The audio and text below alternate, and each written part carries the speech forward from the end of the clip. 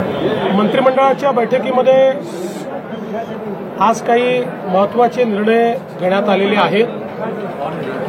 यामध्ये विशेषतः गेल्या काही महिन्यांमध्ये सातत्याने महाराष्ट्रामध्ये जी अतिवृष्टी झाली आणि त्यामध्ये शेतकऱ्यांचं जे काही नुकसान झालं या संदर्भात एक आढावा आम्ही घेतला। जवळपास 60 लाख हेक्टरचं नुकसान हे झाल्याचा प्राथमिक अंदाज आहे। यापैकी पहिल्या टप्प्यातलं जे काही नुकसान होतं ऑगस्टपर्यंतचं त्याकरता 2215 कोटी रुपये हे राज्य सरकारने वितरित करणं चालू केलेलं आहे।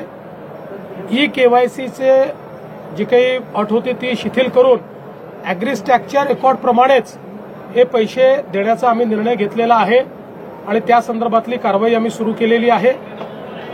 असाही निर्णय करण्यात आलेला आहे की आता पुढच्या 2-3 दिवसात सगळ्या प्रकारची माहिती आमच्यापर्यंत पोहोचेल।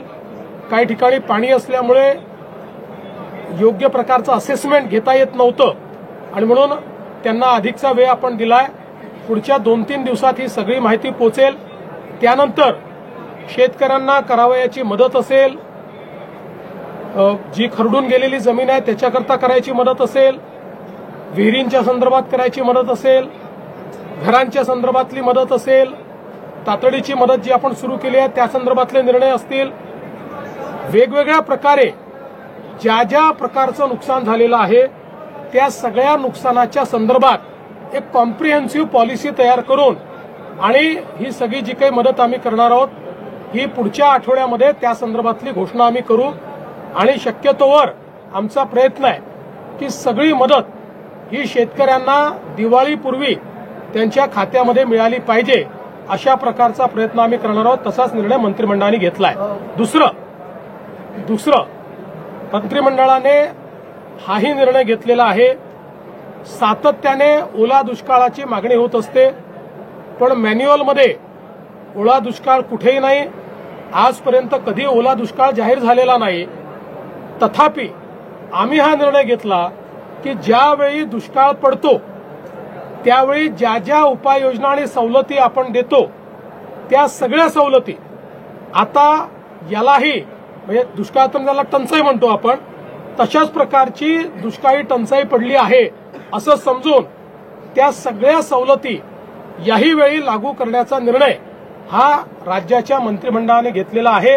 त्यामुळे जी काही मागणी होती की त्यावेळच्या सवलती लागू झाल्या पाहिजेत किंवा ओला दुष्काळ जाहीर करायचा अर्थच तो असतो की त्या सवलती लागू करा, तशा सगळ्या सवलती या लागू करण्याचा निर्णय हा राज्याच्या मंत्रिमंडळाने घेतलेला आहे।